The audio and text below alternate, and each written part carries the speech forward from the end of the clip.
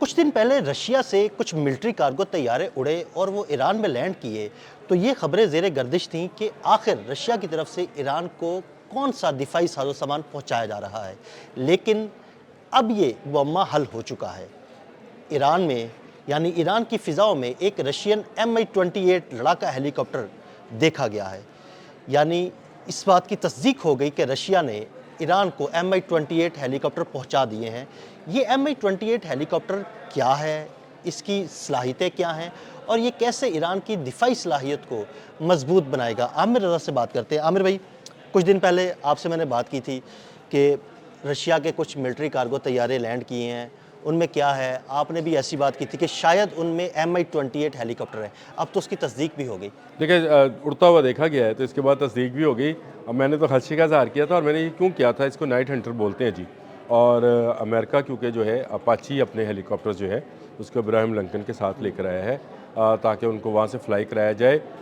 इसके हिसाब से पहली टुकड़ी 6 हेलीकॉप्टर्स की जो है वो ईरान में उतरी थी। जिस दिन उतरी थी उस दिन हमने व्लॉग किया था और मैंने बताया था कि ये इसमें इतने बड़े जहाज़ों को लाने में कोई आपकी गोलियाँ और बंदूकें नहीं होंगी, इसमें बड़े पैमाने बड़ी चीज़ होगी।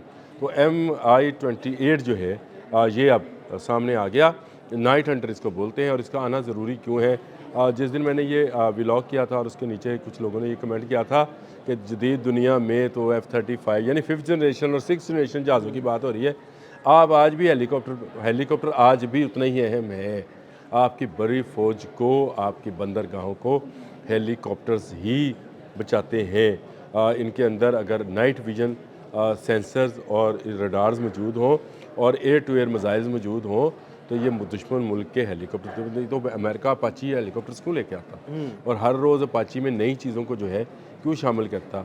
रशिया जो है Mi-28 जो है क्यों उसने उसको जदीद तर बनाया, क्योंकि हेलीकॉप्टर उसी तरह से मावन होते हैं बड़ी फ़ौज के जिस तरह से जहाज़ नहीं हो सकते। ये जो आपके जहाज़ हैं कहीं से भी फ्लाई कर सकते हैं, कहीं पे ना भी लैंड सिर्फ फ्लाई कर सकते हैं, लैंड कर सकते हैं और ये फ़ज़ा में खड़े होकर दुश्मन को टारगेट कर सकते हैं। तो इनमें ऐसे सेंसर और ऐसे लेज़र सिस्टम्स मौजूद हैं जो कि दुश्मन को नुकसान पहुंचा सकते हैं, उसके जहाज़ों को नुकसान पहुंचा सकते हैं।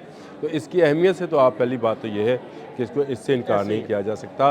और दूसरा, ईरान ने सही मौके पर सही फ़ैसला किया क्योंकि ईरान के पास पुरानी तर्ज के रशियन ही हेलीकॉप्टर्स मौजूद थे, उसके पास कोई जदीद टेक्नोलॉजी मौजूद नहीं थी।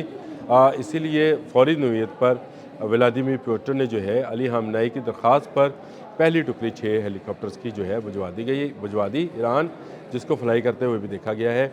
और मुझे ये लगता है कि बहुत जल्द वहाँ पर Su-57 भी उड़ता हुआ देखा जाएगा। देखें, रशिया का लड़ाका तैयार है। 5th जनरेशन का क्योंकि ज़रूरत है।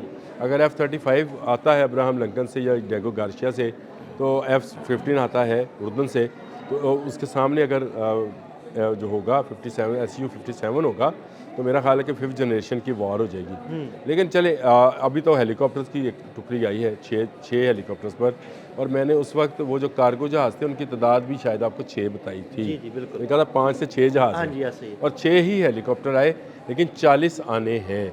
ईरान एक बड़ा मुल्क है और इसकी मुख्तलिफ सरहदें हैं जहाँ पर उसकी हर जो फ़ौज है, बड़ी फ़ौज है, उसको ऐसे हेलीकॉप्टर्स की को जैसे बंदर अब्बास वगैरह है, इन बंदरगाहों में भी इन हेलीकॉप्टर्स की जो मौजूदगी है उसके लिए ज़रूरी है। तो मैं समझता हूँ कि ईरान ने एक स्टेप आगे लिया है और इस स्टेप से जो है अब वो उसकी सलाहियत जो है उसमें इजाफा बरी और फ़ज़ाई दोनों किस्म की सलाहियत में और सर्वेलेंस सलाहियत में भी, और ख़ासकर नाइट हंटर के होते हुए, क्योंकि ये रात को और हर मौसम में ये बारिश, तूफ़ान, चमकती करकती धूप और तमाम समुद्री हवाओं के मुकाबला करने की। आमिर भाई, इस हेलीकॉप्टर को देखे ना तो ऐसा है जैसे कोई जिन्न होता है, कोई अज़्दा होता है। अजीब सी खौफनाक किस्म की शक्ल है इसकी। तस्वीरें निकाली तो वाकई में वो जैसे देख के डर लगता है। रशियन टेक्नोलॉजी जो है ना, ये ज़रा बड़े साइज़ की टेक्नोलॉजी है। अगर आप रशियन ट्रैक्टर भी देखें ना तो आपको बाकी ट्रैक्टर्स जो हैं उसके सामने बच्चे नज़र आते हैं, तो इनका हेलीकॉप्टर भी ऐसा ही है। और मैं हकीकतन आपको ये बात बता रहा हूँ कि रशियंस ने ये हेलीकॉप्टर जो है अपाची से बेहतर बनाया है, बेहतर टेक्नोलॉजी है, बेहतर इसमें स्टेल टेक्नोलॉजी है। इसका पेंट जो है वो स्टेल टेक्नोलॉजी का हामिल है और जल्दी से ये क्रॉस रडार में नहीं आ सकता है।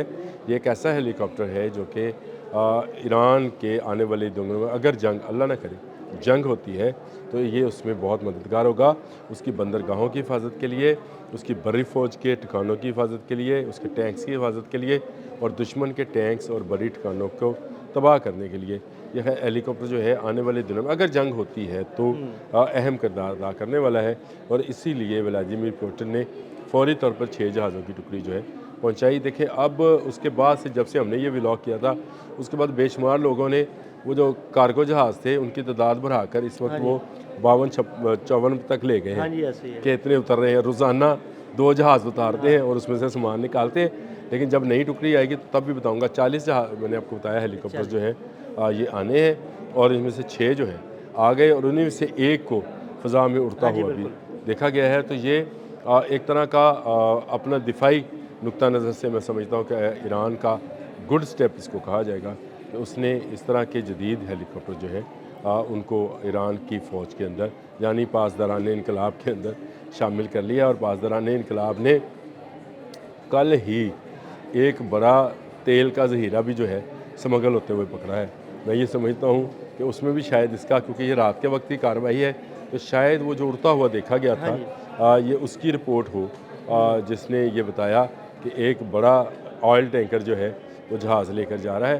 तो मैं समझता हूँ कि ईरान स्टेप बाय स्टेप ही सही गो वो एक दिन में ना अमेरिका के मुकाबले का मुल्क बन जाएगा, ना एक दिन में अमेरिका के मुकाबले उसकी आर्मी की कुव्वत बनेगी। लेकिन आहिस्ता आहिस्ता में इजाफा होता जाएगा। वो मैं आपसे कहता हूँ ना कि वो सरप्राइज़ बॉक्स खोल रहा है, तो खोल रहा है, पैसा उसके पास है, तेल की बदले में वो दिफाई नवीयत की टेक्नोलॉजीज़ ले रहा है, चीन से भी ले रहा है, रशिया से भी ले रहा है। और दोनों मुल्कों का भी यही मानना है कि ईरान जो है उनका फीडिंग पॉइंट है। मैंने आपसे पहले कहा था चीन तेल लेता है और उसके बदले में टेक्नोलॉजी देता है। रशिया जो है बराह रास्त डॉलर्स ले रहा है और उसके बदले दे रहा है। 25 अरब डॉलर का मैंने बताया भी था, मुआहदा भी हुआ है।